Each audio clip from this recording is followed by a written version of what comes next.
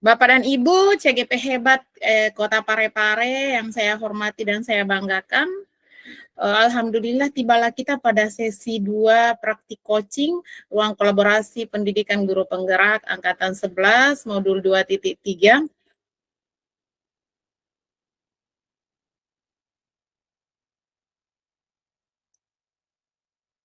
Praktik pembelajaran yang berpihak pada murid, coaching untuk supervisi akademik, sesi pembelajaran ruang kolaborasi 2, jumlah jam pelajaran 2 JP, 2 kali 45 menit, tapi kalau dilihat situasi dan kondisinya sebentar nggak apa-apa, kita lebih 10 atau 20 menit.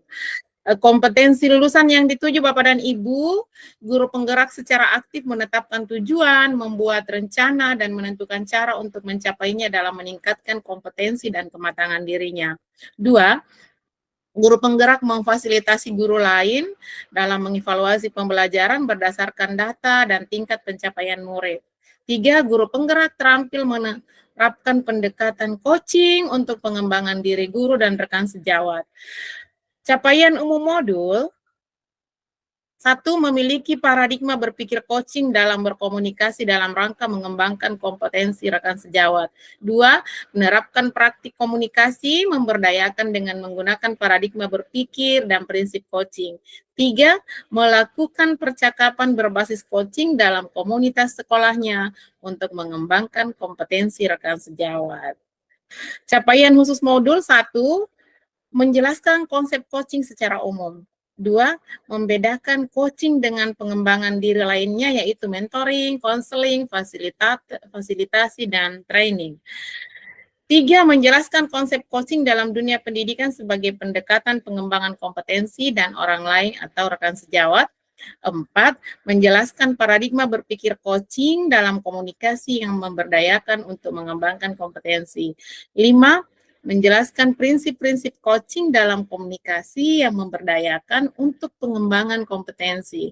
6. Mengaitkan antara paradigma berpikir dan prinsip-prinsip coaching dengan supervisi akademik. 7. Membedakan antara coaching, kolaborasi, konsultasi, dan evaluasi dalam rangka memberdayakan rekan sejawat. 8.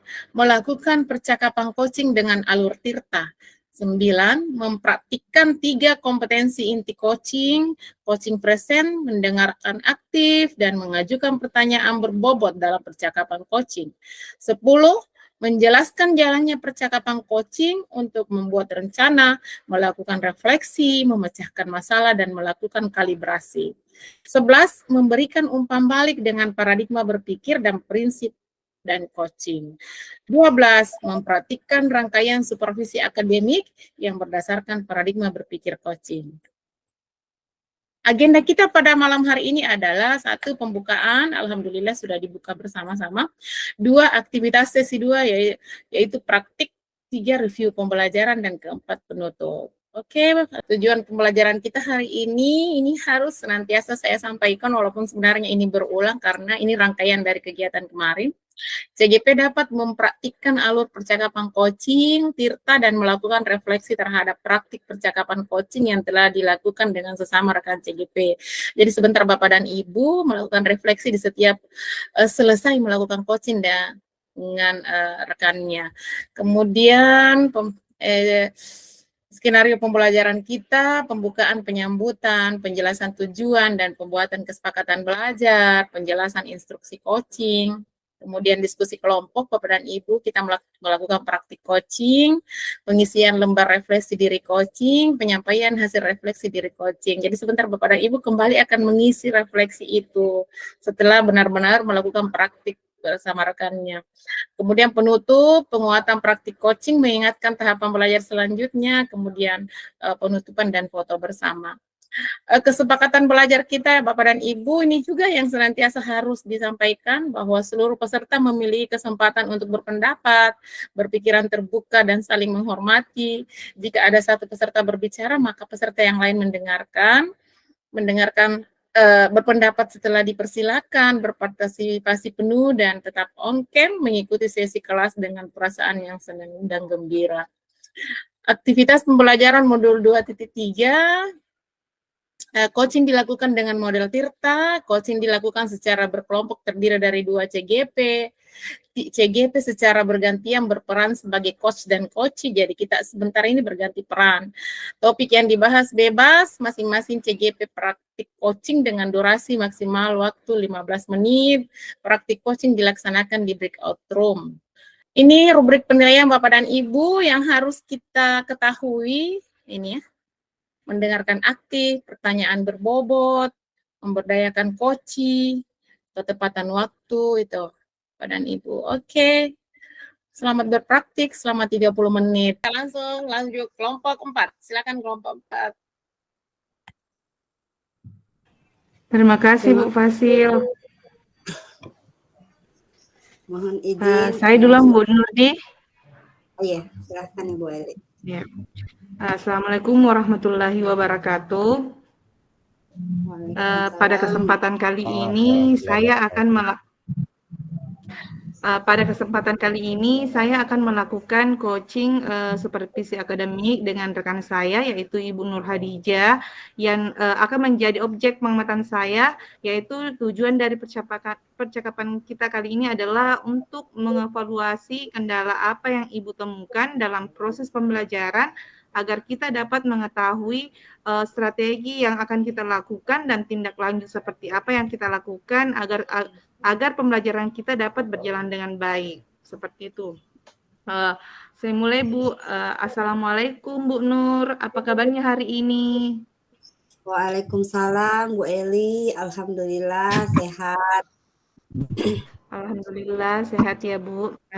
Terima kasih atas waktunya untuk hari ini. Kita ngobrol sekitar 10 menit ya Bu. Apa yang ingin Ibu Nur sampaikan untuk hari ini?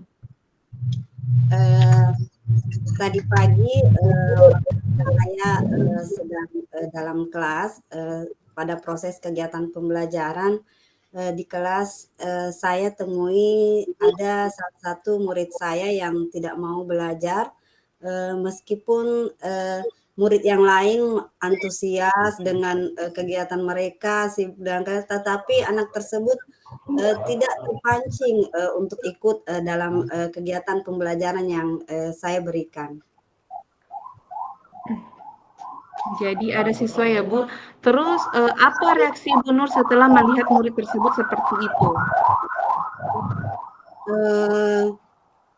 Yang saya lakukan adalah saya kemudian mendekati anak tersebut, mengajaknya ngobrol tanpa harus menyuruhnya dulu untuk melakukan kegiatan, bincang-bincang sekitar apa yang diinginkan, apa yang kesukaannya, seperti itu Bu. Terus faktor apa yang menyebabkan murid Ibu Nur sehingga dia tidak mau belajar seperti itu Ibu? Setelah saya mengobrol dengan murid tersebut, saya berkesimpulan bahwa anak ini ternyata merasa tertekan, tidak bebas, dan takut salah akan melakukan jika ingin melakukan sesuatu, tidak percaya diri lah, seperti itu.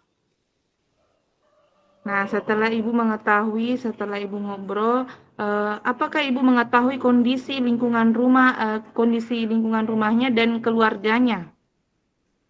Baik Bu Eli, setelah saya melihat kondisi anak tersebut, saya kemudian mencari informasi tentang anak tersebut dengan keluarga, tetangga ataupun teman-teman mainnya yang ada di sekitar rumahnya, dan ternyata menurut mereka anak tersebut hanya tinggal bersama neneknya dan kedua orang tuanya itu sudah berpisah. Dan menurut tetangganya anak tersebut selalu salah, apapun yang dia lakukan selalu dianggap salah oleh mereka dan selalu menjadi sasaran kemarahan oleh ibunya ataupun keluarga lainnya yang ada di dalam rumahnya. Nah, setelah Ibu Nur, setelah mencari informasi dari berbagai tetangga dan keluarga dari murid tersebut, terus bagaimana kondisi belajar anak tersebut ini di rumahnya, Pak? Ibu? Menurut informasi yang saya dapatkan dari keluarga, ataupun tetangganya untuk waktu belajar anak tersebut sepertinya ini tidak pernah dilakukan karena tidak begitu mendapat perhatian dari anggota keluarganya. Jadi mereka mengabaikan asal mau, maksudnya tidak terlalu memperhatikan keinginan anak tersebut. Kebutuhan anak tersebut tidak terpenuhi, seperti itu Ibu Eli. Nah, setelah melihat seperti itu, bagaimana cara Ibu Nur untuk berkoordinasi dengan orang tua murid tersebut ini? Saya akan menjadwalkan pertemuan dengan keluarganya. Apabila mereka tidak sempat, saya akan datang langsung berkunjung ke rumahnya dan menyampaikan bagaimana sebaiknya anak ini diperlakukan agar tidak berdampak pada perkembangan fisik dan psikis anak tersebut. Seperti itu Ibu yang saya lakukan. Terus, apa yang Ibu Nur akan lakukan agar murid tersebut ini punya semangat lagi tanpa harus melibatkan persoalan yang terjadi di keluarganya, Bu? Yang saya akan lakukan yaitu saya akan mengajak anak tersebut dengan sesering mungkin untuk mengobrol tanpa mengabaikan teman yang lain dan tidak bertanya tentang kondisi rumahnya karena mungkin itu akan berdampak lagi kepada kondisi anak. Takutnya nanti tertekan atau merasa dipaksa, dan saya akan mengajak anak teman-temannya untuk ikut membantu saya dengan mulai dari hal-hal yang mudah seperti anak tersebut. Saya ketika saya datang, saya memintanya untuk mengambilkan saya sapu seperti itu atau skop sampah atau membantu saya membuang sampah. Kemudian saya juga akan melatih anak itu untuk percaya diri dengan mengajaknya untuk seperti dalam kegiatan belajar membagikan kertas kepada temannya atau krayon kepada temannya, dan saya sebisa mungkin bisa duduk berdampingan dengan anak tersebut agar saya dapat berinteraksi dengan mudah dengan anak itu. Kemudian metode lain yang dapat saya gunakan ya ini kegiatan belajarnya mungkin dengan saya memintanya untuk memimpin doa dengan dengan cara itu mungkin bisa menganggap dia bahwa oh saya ini diperlukan di dalam kelas, saya teman-teman membutuhkan saya seperti itu, dengan menstimulusnya dengan media-media menarik dan memberikan tugas-tugas yang mudah dengan penguatan berupa motivasi atau dengan memberikan pujian dari hasil karya yang dibuat. Kemudian bisa mengumpulkan hasil karya temannya. Nah, dengan demikian anak tersebut akan merasa dianggap keberadaannya, dibutuhkan dan belajar tanpa bentakan, tanpa paksaan. Kemudian sehingga anak tersebut akan merasa percaya diri, yakin dan hasil pekerjaannya akan bagus dan merasakan sekolah adalah keluarga terdekat baginya. Seperti itu Ibu Eli. Iya, betul. Terus rencana Ibu Nur ke depannya untuk membantu siswa tersebut seperti apa? Seperti yang tadi saya lakukan, saya akan rutin mengajak murid tersebut untuk aktif berkomunikasi dengan memintanya menceritakan apa saja pengalamannya ketika dia berada di rumah ataupun saat bermain dengan temannya, dan mengajaknya berpartisipasi aktif dalam pembelajaran di kelas, dengan sehingga anak ini merasa nyaman dan aman saat bermain dengan teman-temannya. Seperti itu Ibu. Terus siapa saja yang Ibu Nur Hadijah harapkan supaya dapat membantu Ibu agar rencana ini Ibu terlaksana dengan baik dan apa yang Ibu butuhkan? Saya sangat mengharapkan dukungan dari semua rekan yang ada di sekolah agar bisa membantu saya juga melakukan komunikasi aktif dengan anak tersebut, tidak mengabaikannya. Saya juga sangat membutuhkan media-media pembelajaran yang menarik yang bisa menstimulus anak tersebut sehingga anak termotivasi dalam kegiatan belajarnya. Baik Bu Nur, dari apa yang Ibu sampaikan dan apa yang Ibu akan lakukan, semoga memberi dampak baik bagi murid Ibu. Terus kira-kira kapan rencana tersebut Ibu akan mulai? Karena saya adalah wali kelas dan kegiatan pembelajaran kita selalu di kelas tiap hari bertemu dengan anak itu, insya Allah saya rencana tersebut saya akan mulai jalankan besok, Ibu. Nah, dari serangkaian yang Ibu Nur sampaikan, kira-kira apa yang Ibu Nur dapatkan dari percakapan kita pada hari ini? Awalnya saya masih merasa bingung bagaimana cara saya agar murid tersebut mau aktif mengikuti proses pembelajaran yang saya berikan. Selanjutnya saya dengan percakapan ini saya dapat termotivasi untuk berupaya aktif melibatkan diri saya ke dalam situasi dan kondisi yang dihadapi oleh anak tersebut, sehingga saya tahu penyebab dan solusi apa yang dapat saya berikan agar anak tersebut yakin bahwa dia bisa dan memiliki potensi yang dapat dikembangkan. Seperti itu Ibu Eli. Terima kasih Bu Nur atas waktunya, karena Ibu akan memulai karena Ibu akan memulai besok. Jadi saya mau dengar ceritanya Ibu minggu depan ya, supaya Ibu apa yang Ibu lakukan dan bagaimana perubahan yang terjadi pada anak tersebut. Jadi jadi cukup sekian untuk perbincangan kita pada hari ini. Saya akhiri. Assalamualaikum warahmatullahi wabarakatuh. Waalaikumsalam warahmatullahi wabarakatuh. Iya. Lanjut Maki Bu, berganti peran.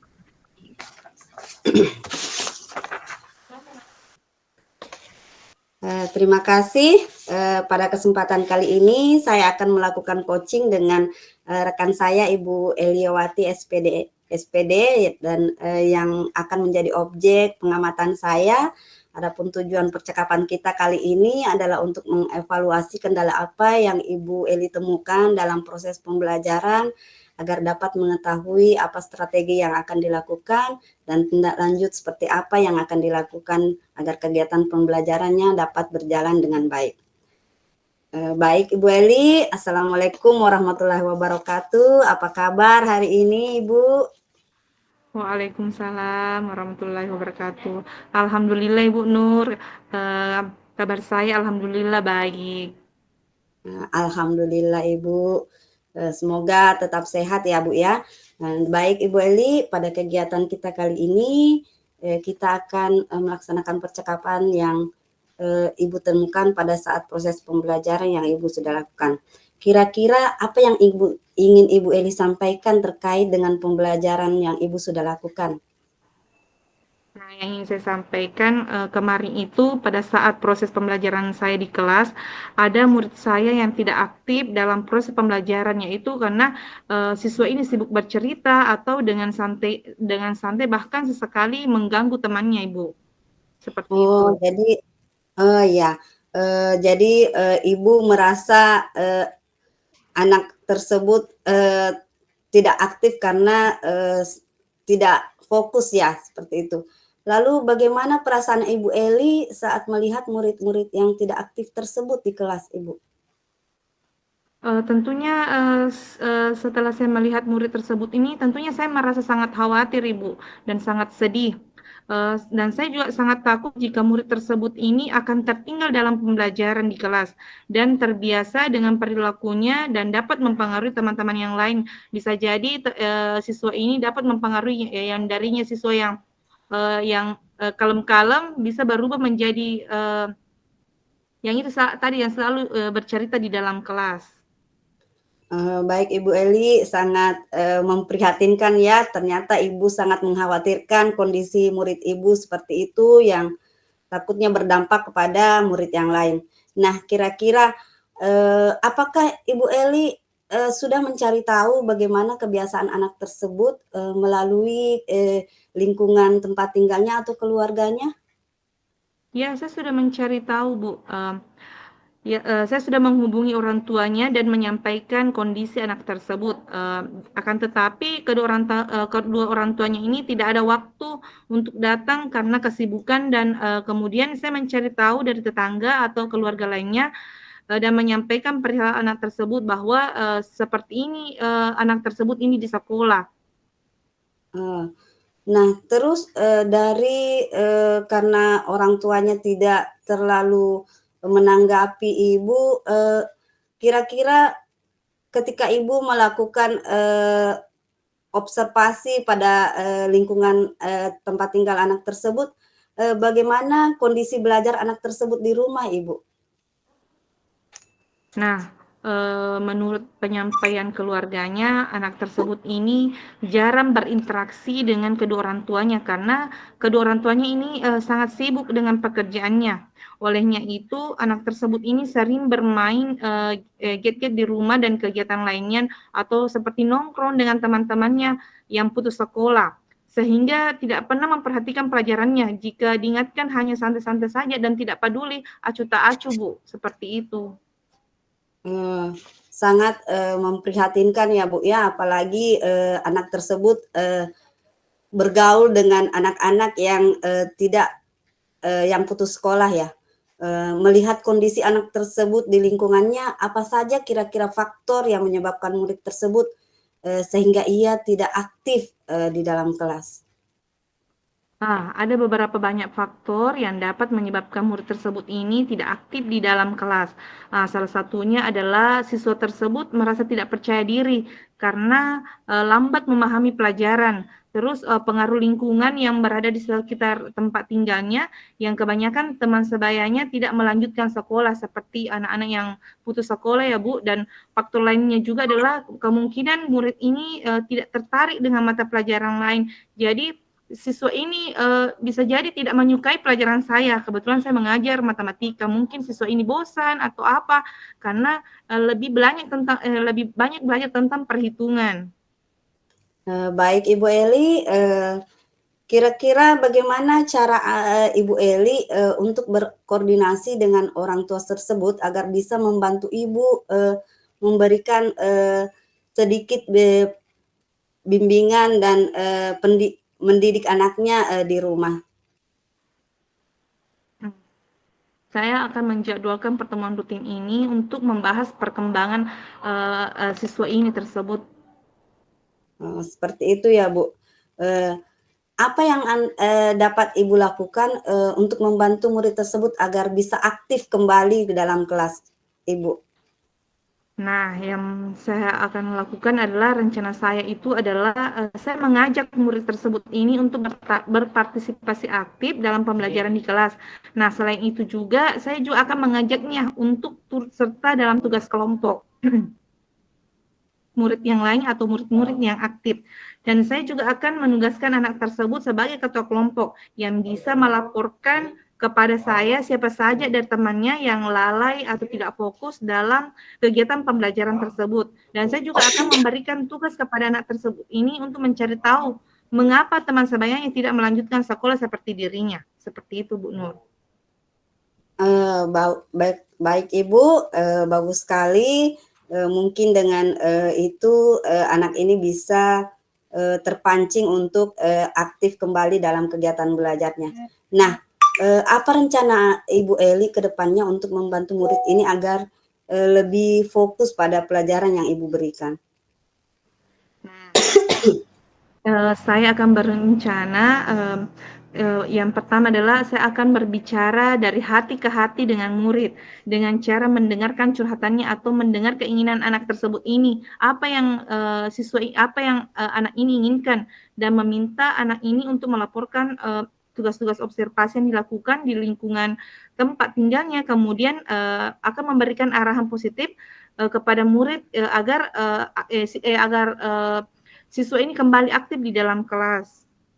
Seperti itu ya Bu, mudah-mudahan ya Bu dengan apa yang Ibu lakukan bisa memotivasi anak tersebut. Nah, siapa yang bisa Ibu Eli harapkan membantu Ibu Eli dalam melaksanakan rencana Ibu tadi? Nah, tentunya saya sangat berharap atas dukungan terutama wali kelasnya, Bu.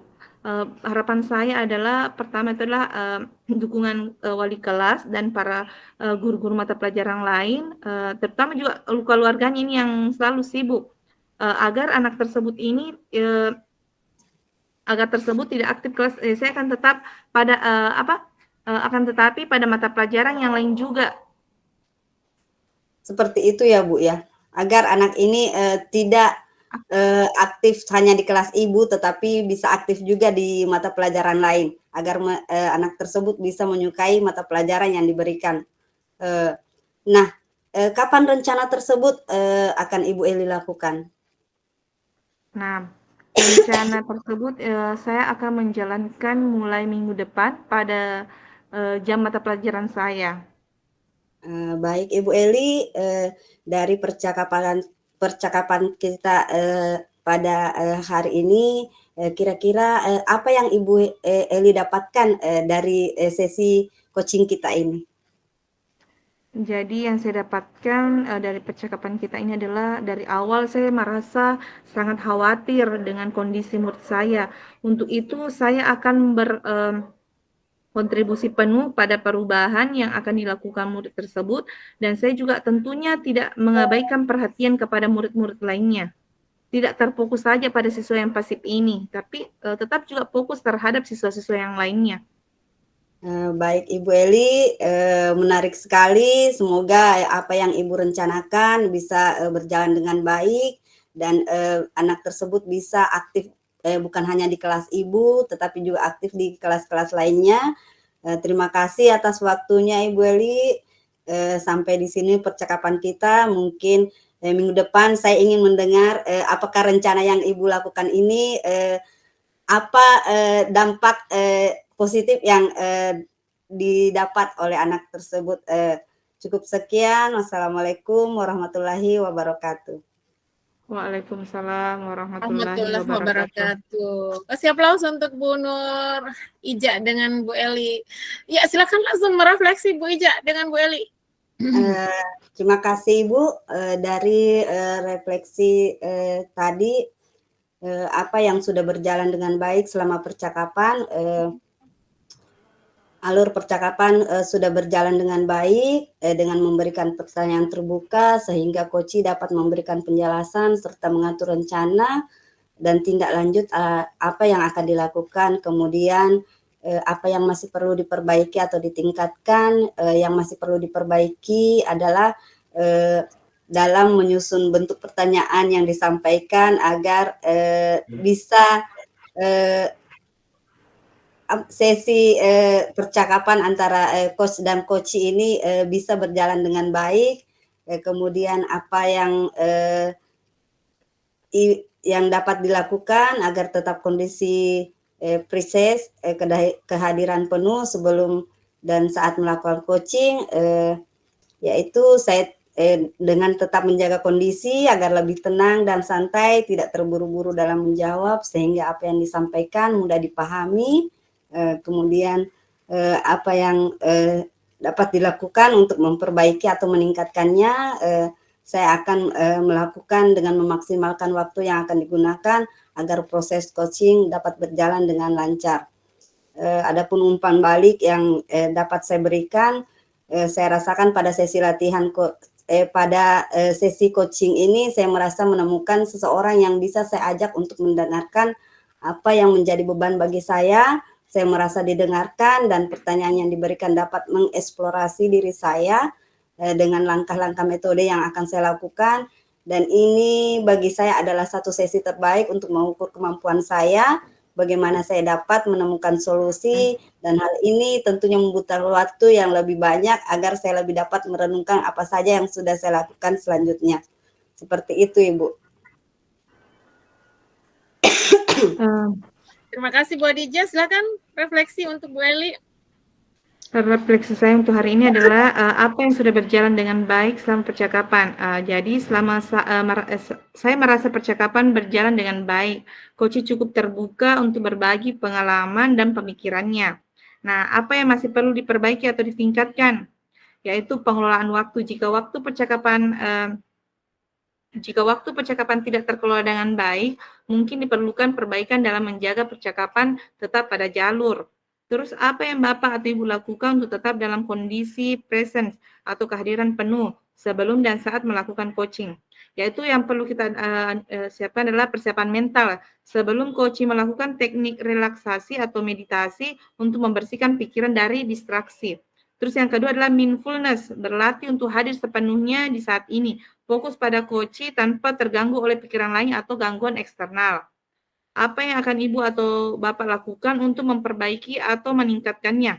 Yaitu adalah pengembangan keterampilan bertanya, yaitu mempelajari lebih lanjut teknik bertanya untuk menggali lebih dalam potensi coaching dan menantang mereka berpikir kritis. Dan saya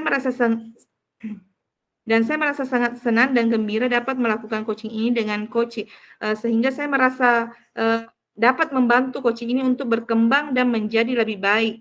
Dan saya juga merasa termotivasi untuk terus belajar dan meningkatkan diri agar dapat menjadi guru penggerak yang lebih baik. Terima kasih Bu Eli. Dari kelompok 1 sampai kelompok 5, alhamdulillah Bapak dan Ibu bisa melihat sendiri dan saya berkesimpulan bahwa sesuai dengan rubrik penilaian, tuntutan rubrik penilaian, dengan mendengarkan aktif, kemudian pertanyaan berbobot, dan apalagi satu, kehadiran penuh, coach terhadap permasalahannya si coach, itu sangat terlihat Bapak dan Ibu, walaupun dengan situasi yang berbeda, dari permasalahan yang dihadapi oleh coachnya, alhamdulillah Bapak dan Ibu sudah mampu mengimplementasikan ilmu yang didapatkan pada pertemuan kemarin dengan alur-alur sebelumnya pada alur mulai diri dan eksplorasi konsep. Kemudian ada refleksi kegiatan sesi ini, dalam hal apa keterampilan coaching Bapak Ibu meningkat dibanding saat latihan coaching. Kita rasa-rasa di mana perbedaan dibanding kemarin. Ada yang mau bercerita? Kemarin baru, ya, Bu Ija, silakan Bu Ija. Terima kasih, mohon izin Ibu dari perbandingan antara latihan kemarin dengan sesi yang kita lakukan pada malam hari ini. Kemarin itu masih terasa ke aku, pertanyaannya juga terbatas, masih mencari-cari jawaban apa yang cocok dengan pertanyaan yang Ibu Eli berikan pada saya kemarin.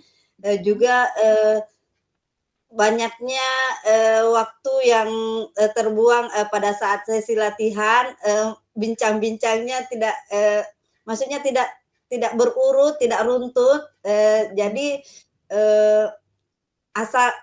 asal-asalan saja seperti itu. Bukan bilang tidak ada maknanya, tidak ada tujuannya, tapi mungkin tidak teratur saja dibanding dengan sesi malam ini. Alhamdulillah cukup bagus alurnya, cukup sesuai alur yang kita lakukan.